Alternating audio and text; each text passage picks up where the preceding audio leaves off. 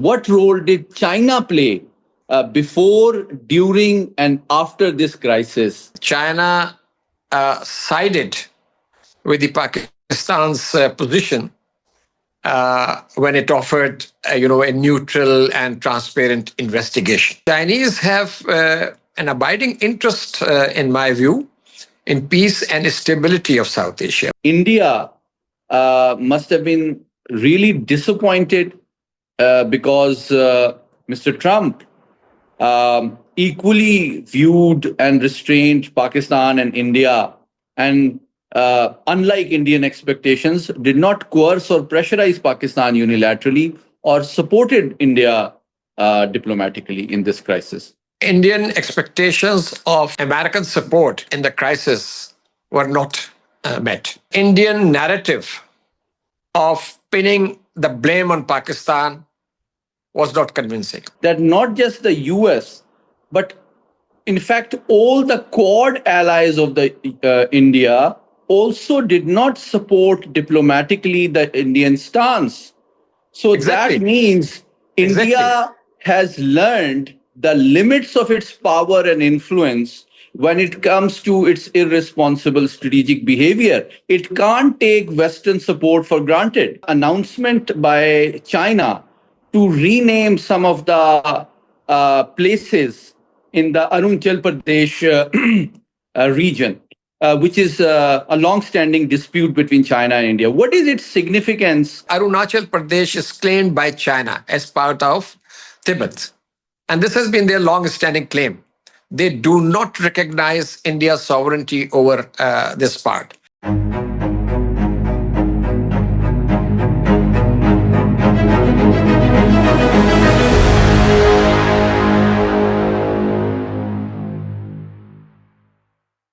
Viewers, very warm welcome to another episode of V News English program Perspectives, in which we bring before you most informed and insightful perspectives from thought leaders, leading diplomats, strategic thinkers from around the world to better understand some of the most critical issues that the world faces today.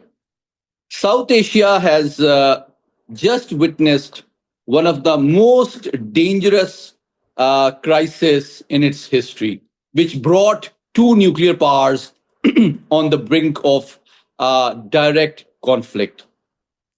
How this conflict unfolded has been discussed extensively regarding its military and strategic aspects. But a very critical aspect of de escalation is the diplomacy which brought this to a timely and much needed end.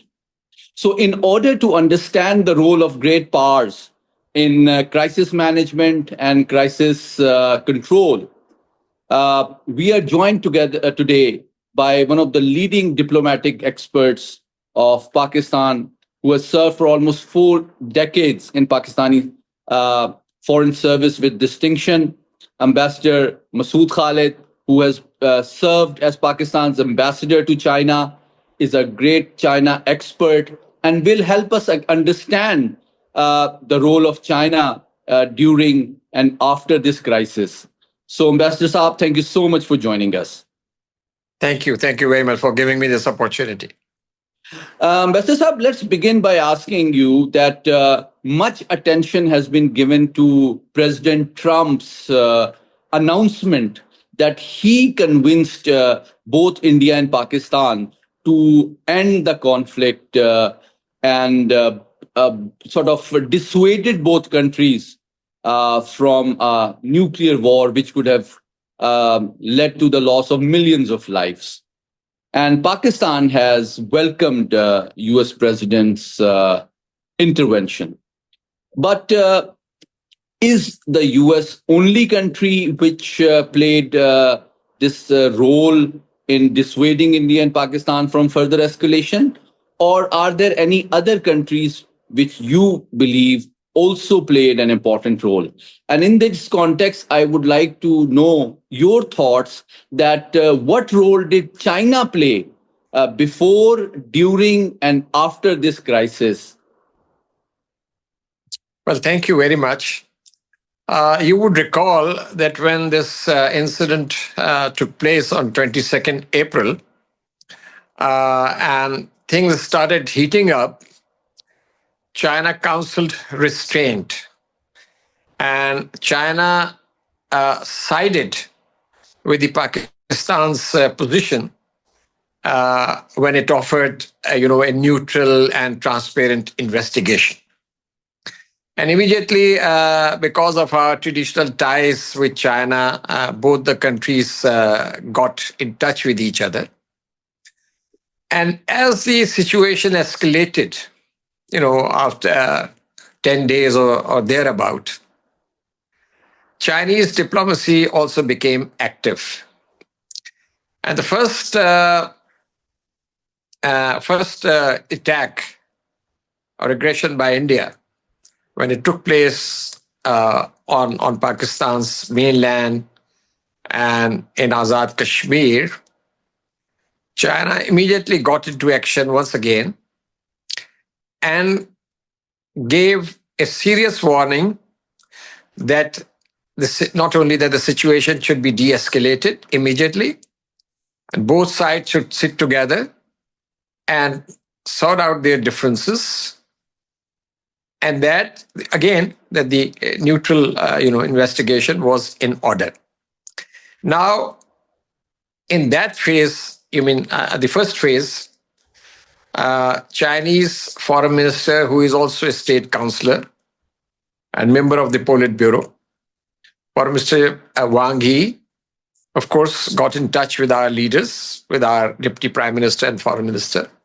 And he also spoke to Indian External Affairs Minister, as well as the National Security Advisor, counseling restraint and calm and de-escalation.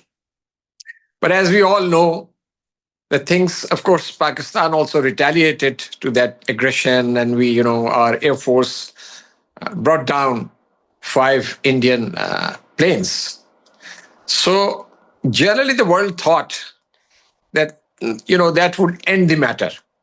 Both sides have somehow, taken action, and then there was a genuine reaction from Pakistan. But things did not settle down. India further upped the ante and then, launched that drone attack and hit Pakistani air bases, including in Rawalpindi. Now, that was a very serious situation. And I'm talking about China, and then I'll come to the first part of your question. So Chinese got very concerned. Right from the beginning, they were concerned. But now this escalation deeply upset them. And all their media commentary and the official, spokesman statements and the foreign ministers' behind-the-scene diplomacy was focused on advising India to bring down the tension, as well as to Pakistan to play its part. And China has all along been emphasizing that peace and security in South Asia is a prerequisite, for the development and in fact, a normal relationship even between China and India. So Chinese have an abiding interest, in my view, in peace and stability of South Asia, because first of all, both Pakistan and India are China's neighbors. And China also mentioned that in its statement. So that both of you are our neighbors, and we have relationship with each one of you, and that we want that this, the countries of the region should conduct their relations on the basis of principles of peaceful coexistence. And this has been China's position for a very long time. Because China's interests are very deep in this region. Of course, with Pakistan, it has a substantive relationship. with India also after the 2020 incident on their border. Things are, improving. So China wants this process to continue, and China is also reaching out to Afghanistan, and so if you see the region collectively as a whole, China's interest basically is to have peace and stability in South Asia, so that uh, so that all countries, and India being a big country, China is a big country, that they focus on their economic development and collectively, uh, take this region out of this underdevelopment poverty. And of course, the factor that both countries are nuclear weapon states, that was a source of great concern to China. And given the legacy, historical baggage between India and Pakistan of the disputes and issues which bedevil their relations, China was generally concerned that this needs to be, the tension needs to be brought down, and de-escalation should take place. So they played their part. Now, as far as other countries are concerned, yes, the United States played a key role, I must say. And in the past also, US has played an important role in diffusing tensions between India and Pakistan during the Kargil crisis, and you would recall the Pulwama incident, and now this time. Initially, United States position was a bit distant, in the sense that they were aloof. They said, let Vice President Vance said that, let India and Pakistan sort out their own things. President Trump even said, they have been fighting for good lot, 1,000 years, and Kashmir has been an issue between them. So they will work it out. So this was the attitude. But when things started going out of control, on the face of it, and India executed its aggression, and there was a lot of damage and a lot of uncertainty started as to what the future entails. So then United States thought that it should intervene, and of course other countries also. I believe that US, because you would recall the Saudi foreign minister spoke to Indian side, Pakistan side, and then Mr. Rubio spoke to the foreign minister. So this trio, duo, United States and Saudi Arabia also worked closely to diffuse tensions. Saudi Arabia, in my view, also played an important part in counseling restraint and peace. And plus some other countries, Turkey and UAE. So, I'm not saying that we should not give the credit to President Trump in helping, and he has also mentioned that, he's prepared to offer his good offices to resolve this festering dispute of Jammu and Kashmir, which is a good offer, and Pakistan has welcomed it. As to what happens in future, that's a different, debate and different question. But my point is that all these countries played an important part in bringing down the tension and in diffusing the situation. Okay. Now, let me ask you from a geopolitical standpoint. You are well aware that the entire US defense strategy, security strategy views China as the dominant long term challenge. And its entire Indo Pacific strategy is pivoted against China in order to contain its rise, and views India as the leading bulwark against China. So, as a leading diplomat, don't you think India must have been really disappointed because Mr. Trump equally viewed and restrained Pakistan and India, and unlike Indian expectations, did not coerce or pressurize Pakistan unilaterally or supported India diplomatically in this crisis? Absolutely. Indian expectations of, American support in the crisis were not met. And that is a source of disappointment as well as concern, because India, being a partner, as you rightly pointed out, in this Indo Pacific strategy, and this is an institutionalized cooperation.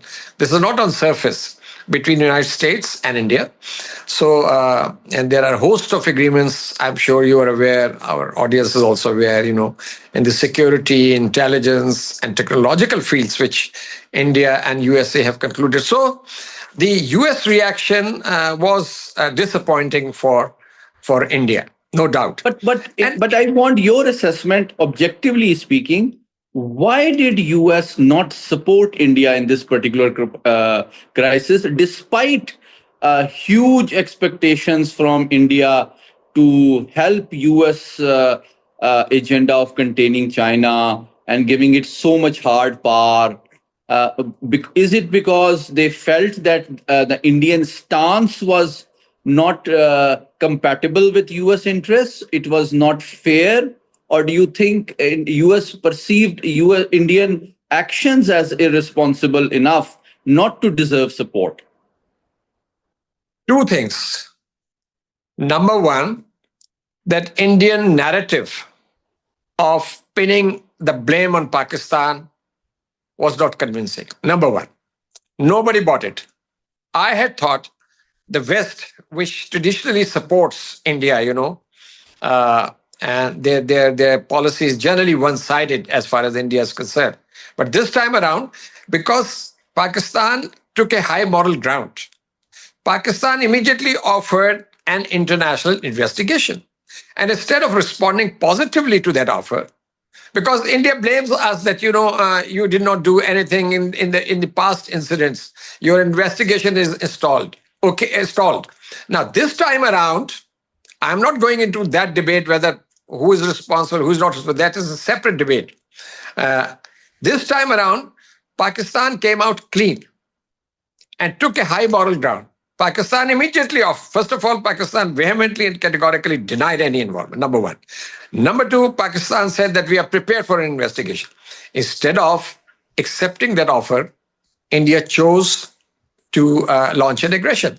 So, first of all, Indian narrative was not convincing for anyone, including United States, number one.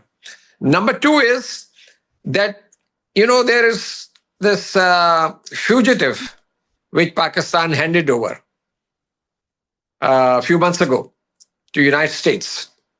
That had created good vibes in the US administration about Pakistan's role and our credibility. Because you would recall during Biden administration, there was practically no interaction between Pakistan and the United States. But Trump has changed that policy. There is a change in stance.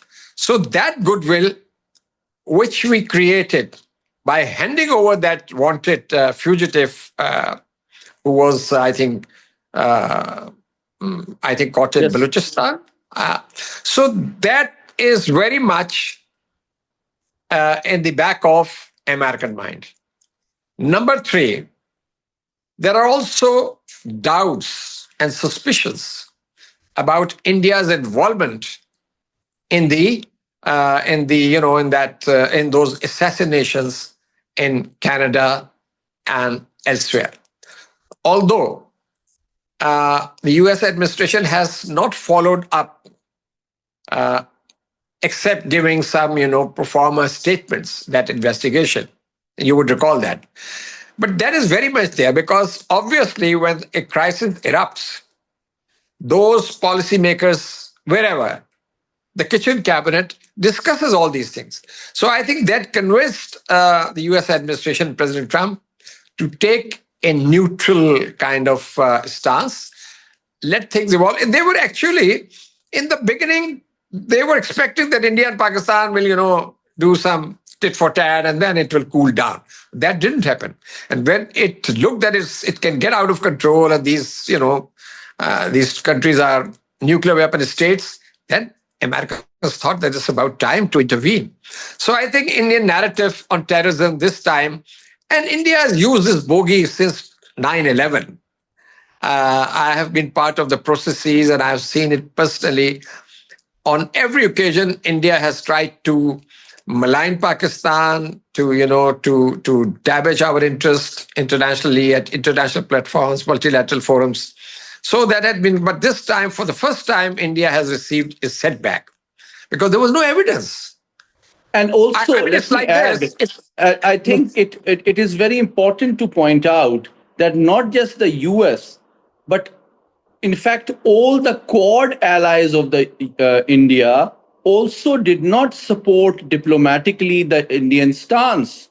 So that exactly, means exactly. India has learned the limits of its power and influence when it comes to its irresponsible strategic behavior. It can't take Western support for granted. I agree with you. It was irresponsible, immature, and knee-jerk reaction on the part of Indian government and Indian leadership. And Okay, now my last question, because we have 5 minutes remaining, is regarding the announcement by China to rename some of the places in the Arunachal Pradesh region, which is a long-standing dispute between China and India. What is its significance in terms of its timing and also for the water security of South Asia? timing is very significant, but I just want to add one sentence to your previous question. You see, the point is, theoretically, it is like this, that tomorrow, if there is an terrorist attack inside Pakistan, that Pakistan should mobilize all its forces and attack India. It is so ridiculous.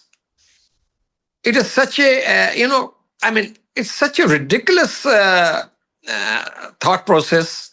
And I am really astonished that there was such an irresponsible and immature action by India, which happens to be the largest country of South Asia, biggest country in terms of population, claims itself to be a democracy, and contributing directly to vitiate the atmosphere in South Asia and create such tensions and disturb the peace of this region. Now, coming to your this question, you see, line of actual control between India and China is not perfect, is not fully normal. You know, Galwan incident, subsequent incident, the mobilization of the two forces. They are still on the line of actual control. There is heavy presence by both sides, and they have built new infrastructures also. So that is why this disengagement and process is slow. But yes, there has been an agreement to keep the border stable. Now, this is very significant in the sense that Arunachal Pradesh is claimed by China as part of Tibet. And this has been their long-standing claim. They do not recognize India's sovereignty over this part. And last year also, they had they had given certain villages and areas in Arunachal Pradesh the Chinese titles, Chinese names. And this time also, I think their Department of Survey has added, more names. And because they say it's our territory, the Chinese Foreign Ministry spokesman has today said categorically, okay, this area belongs to us. It is our sovereignty, and whatever we think we deem fit, we will do.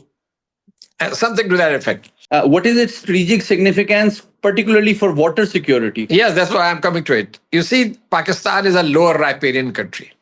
And India is a lower riparian country because Brahmaputra starts flowing from China. And China has announced to build world's largest reservoir on Brahmaputra River. Now, what India is trying to do with Pakistan in terms of regulating and halting the water flow by suspending the treaty, same could be the fate tomorrow, which India can meet because China is an upper riparian. And the And China does not have a similar treaty. And China does not have a treaty with India. No, no, no. China does not have a treaty. This treaty is between India and Pakistan, and China does not have that understanding or any formal arrangement. So the same thing could happen to India also. So I think uh, we it's significant that China has announced this at this point in time. And but they say that this is our area. We can take such measures.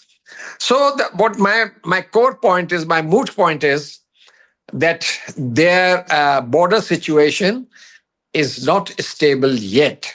Number one. Number two, there is still mistrust between India and China. And so I think better sense should prevail. India should, in my view, try to normalize relations with Pakistan and engage with Pakistan, accept the offer of President Trump to come around the negotiating table, talk on Kashmir, talk on water treaty, and with China also try to stabilize. In fact, at one point in time, when a few years ago, China had suggested that three countries, China, India, and Pakistan, should cooperate and, kind of leave behind this legacy of confrontation and, these occasional crises and all that. So Chinese side formally proposed, but India did not respond to that suggestion. But for the greater good of South Asia, I think, I hope one day India will realize that this policy which they are pursuing now is self-defeating. It will not lead them anywhere. Pakistan knows how to defend its sovereignty, and Pakistan has shown it very clearly. And Pakistani nation, Pakistani people are united. We want peace in the region, but peace on the basis of equality and respect. This is the bottom line.